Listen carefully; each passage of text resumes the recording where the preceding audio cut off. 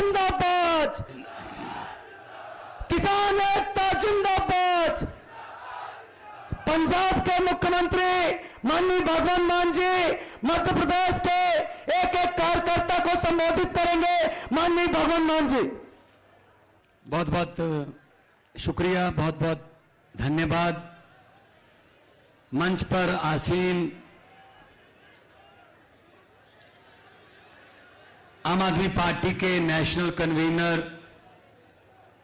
और जिन्होंने देश की राजनीति को दशा और दिशा देने का सपना लेकर एक आंदोलन से एक सफलतापूर्वक पार्टी जो है वो उसकी स्थापना की,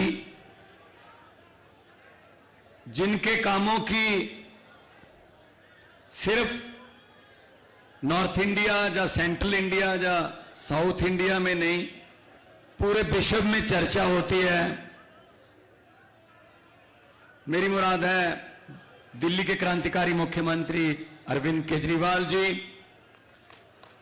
हमारे राज्यसभा से मेंबर और पर्दे के पीछे रहकर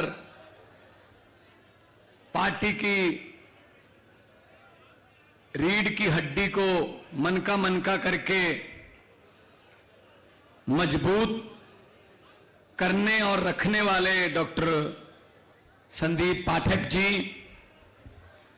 पंकज सिंह जी सिंगरौली से, जिन्होंने आंधियों में दिए जलाए, सिंगरौली वालों ने, मैं उनको मुबारकबाद भी देता हूं, रानी अग्रवाल जी, और हमारे साथी भूपेंद्र जी, और आप सब लोग मध्य प्रदेश के कोने कोने से आए।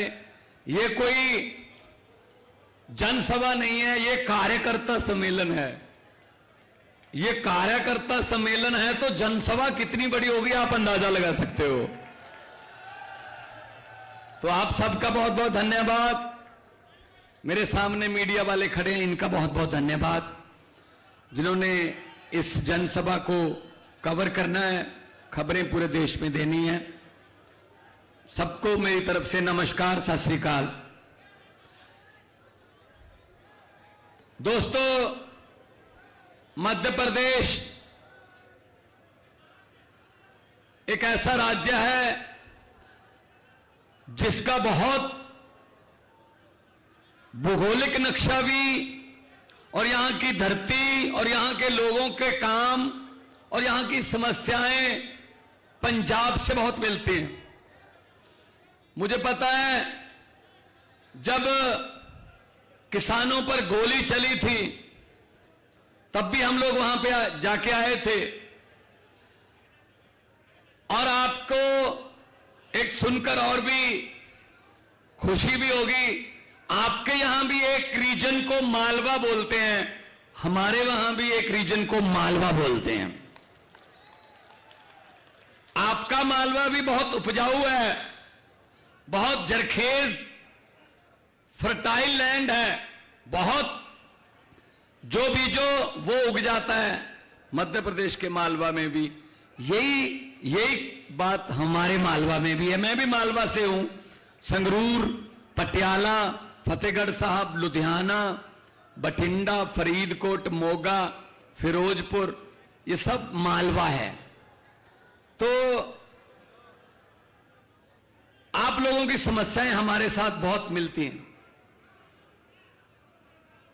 आज से लगभग एक साल, परसों एक साल हो जाएगा, 16 मार्च को, एक साल पहले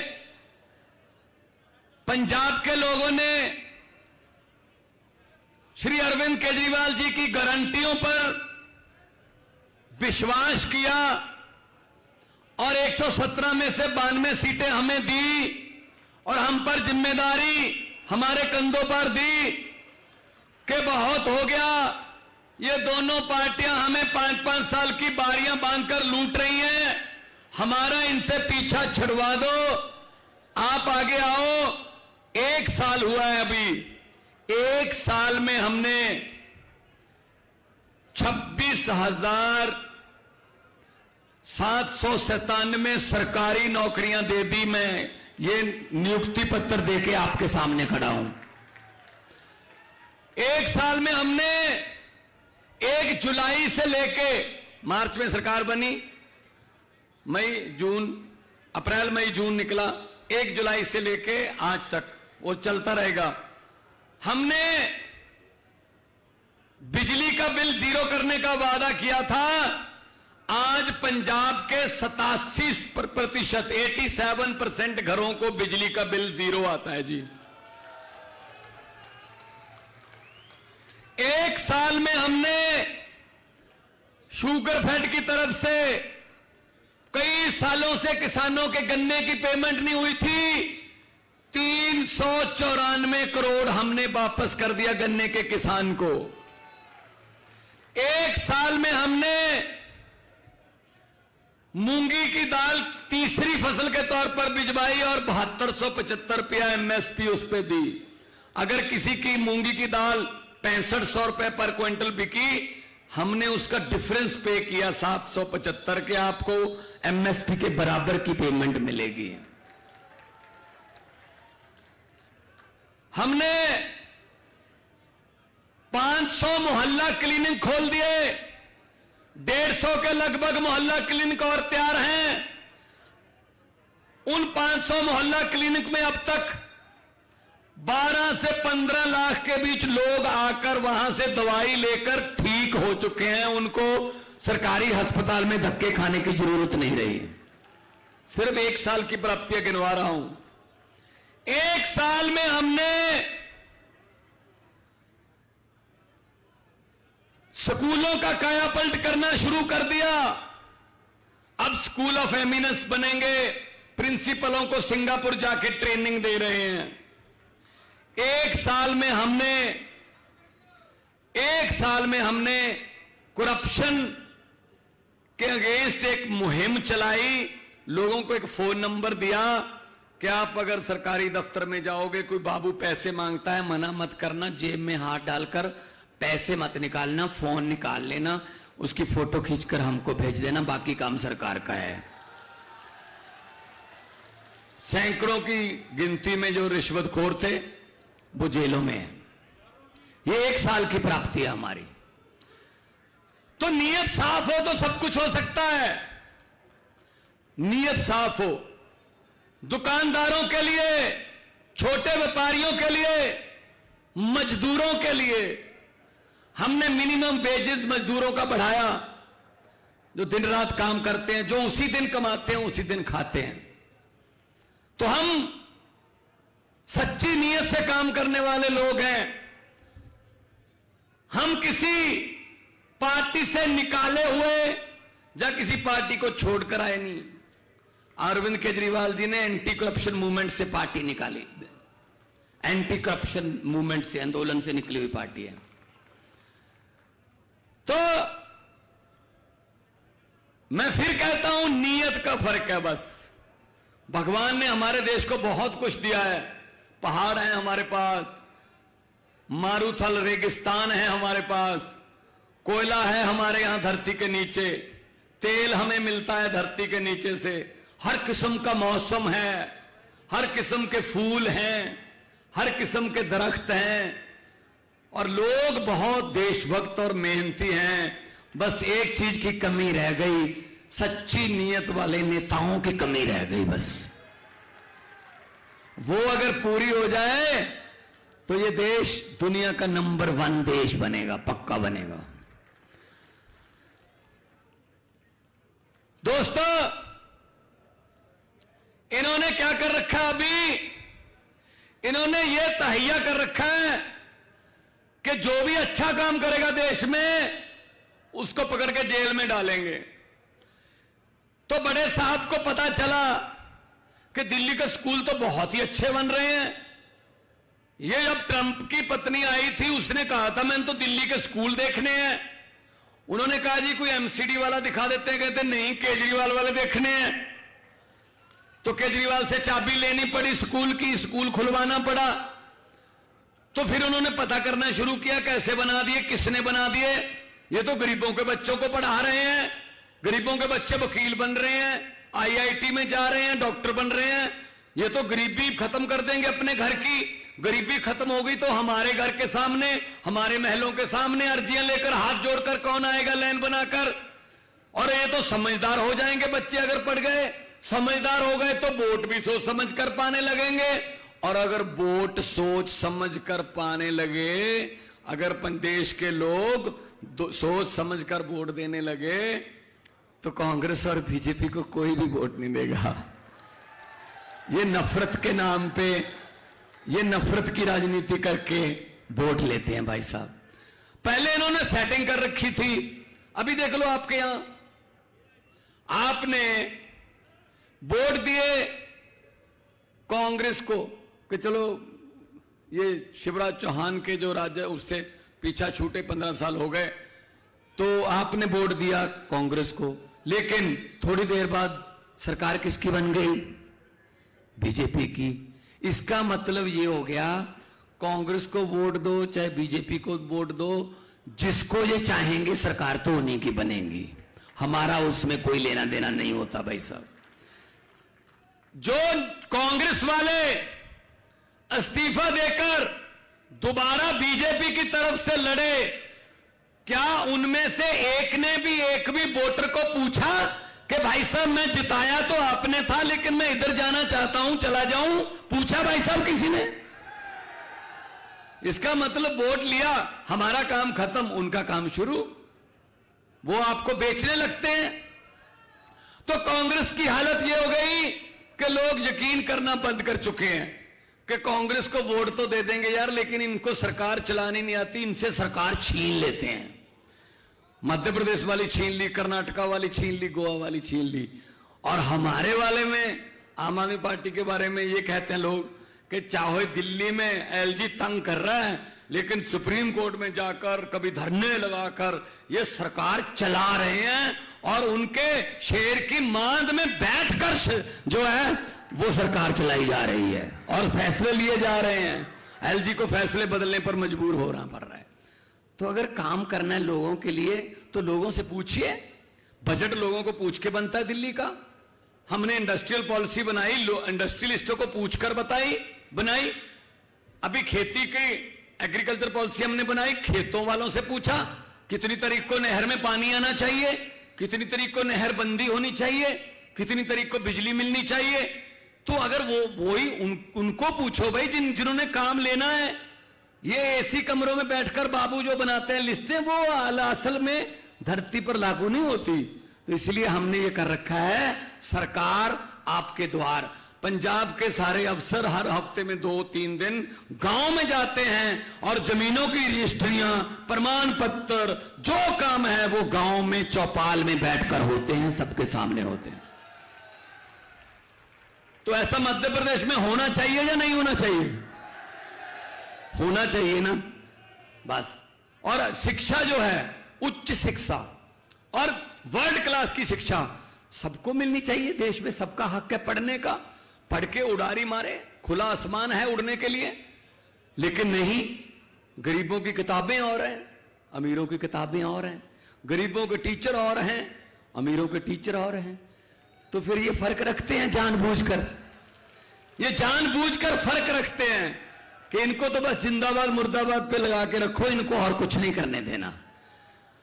तो इन्होंने क्या करा कि जो स्कूल बना रहा है मनीष सिसोदिया है, ये तो फिर बहुत ही गलत कर रहा है। ये तो देश के बच्चों को शिक्षित कर रहा है, चलो उठा के इसको जेल में फेंक दो।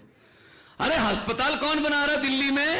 ये तो पैरासीटामोल की दवाई से लेके 50 लाख तक के टेस्ट भी मुफ्त हैं।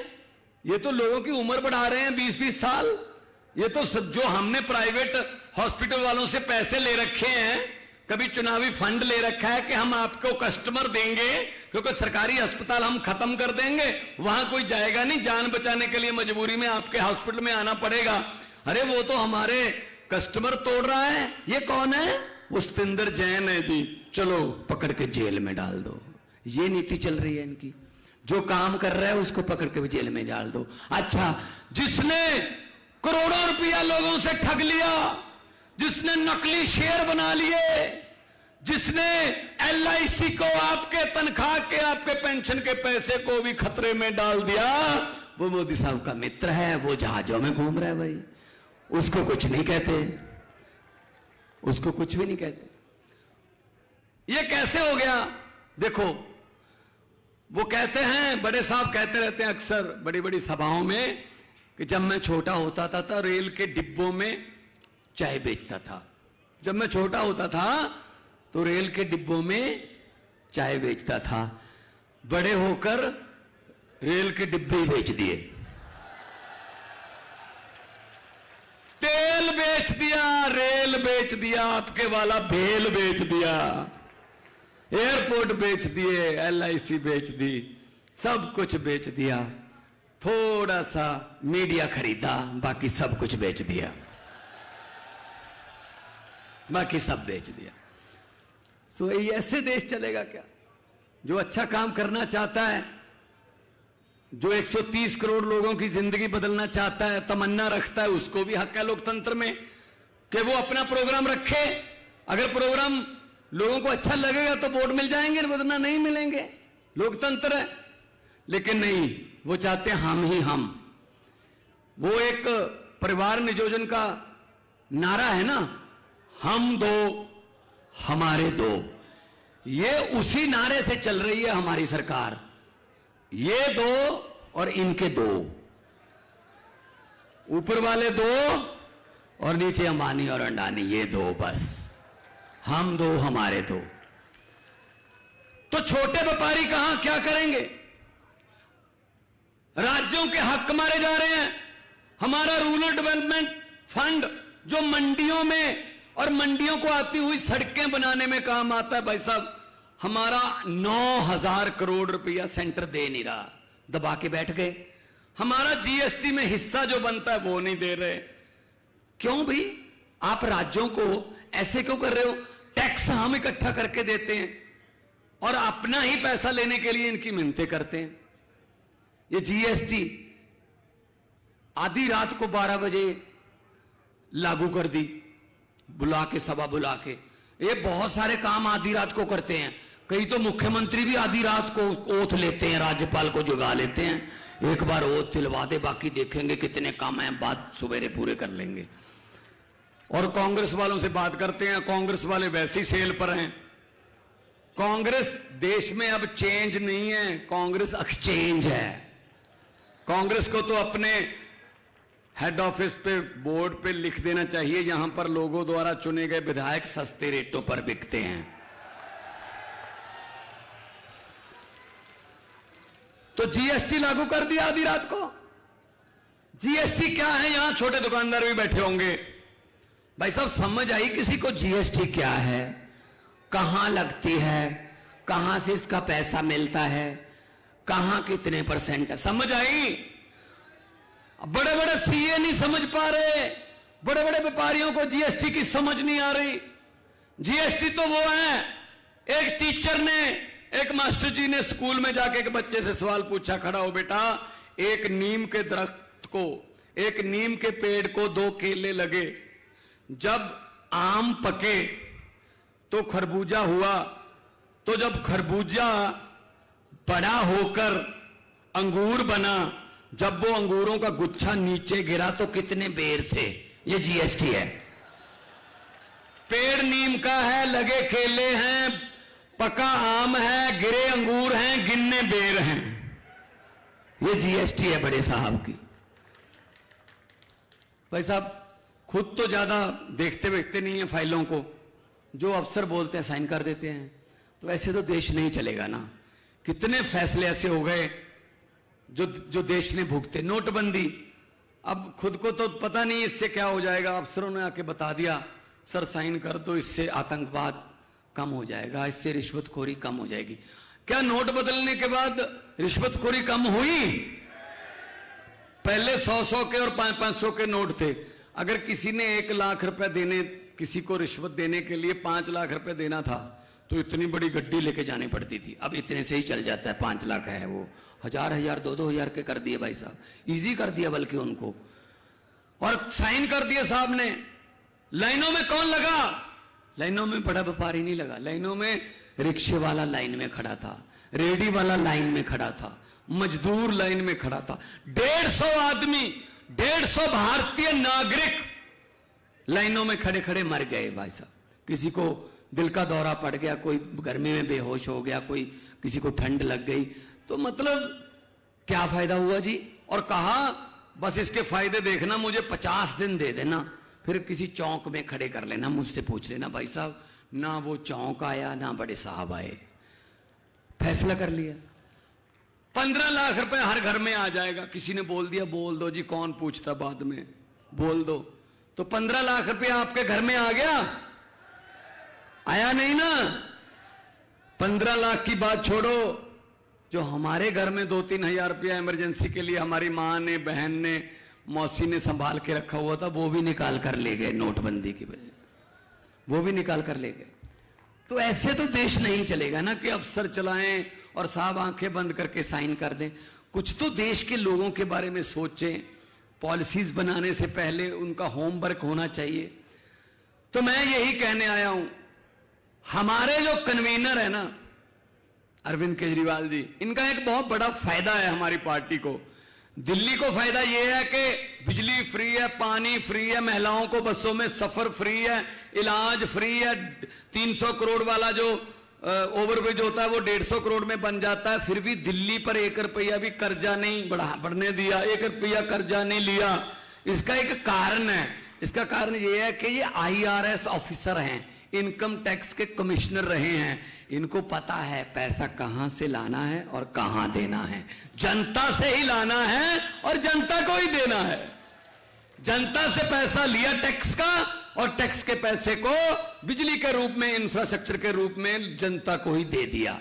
और ये कहते हैं फ्री की रेवड़ी है। फ्री की रेवड़ी थोड़ी है, अपने नागरिकों को फैसिलिटी देनी, सहूलत देनी, ये रेवड़ी नहीं होती। ये रेवड़ी उनको लगती है जिन्होंने सिर्फ 3-4 दोस्त पाल रखे हैं, बस ये उनको रेवड़ी लगती होगी। तो हुकूमत वो करते हैं जिनका दिलों पर राज होता है, हुकूमत वो करते हैं जिनका दिलों पर राज होता है। यूं कहने को तो मुर्गे के सर पे भी ताज होता है। तो दिलों पर राज कौन करता है? दिलों पर राज करता अरविंद केजरीवाल, जिसने अपना सब कुछ छोड़ दिया, नौकरी को लात मार दी और देश की भलाई के लिए निकल पड़े। बहुत सी बाधाएं आई, आलोचना झेली, आज भी झेल रहे हैं। और त्रिपुरा के रिजल्ट आते हैं, नागालैंड के रिजल्ट आते हैं, खुशी मनानी होती है। दिल्ली में गालियां हमको दे देते हैं आम आदमी पार्टी को कि ये आम आदमी पार्टी ऐसे करती है। तो हम त्रिपुरा नागालैंड लड़े भी नहीं भाई साहब, फिर भी हमको बड़े साहब हमारे बारे में बोलते रहते हैं कि इनको अंदर कर देंगे, अब इसकी बारी है, इसकी बारी है। मैं उनको कहना चाहता हूं कि शाख से टूट जाएं, शाख से टूट जाएं, हम वो पत्ते नहीं, आंधियों को कह दो अपनी औकात में रहें।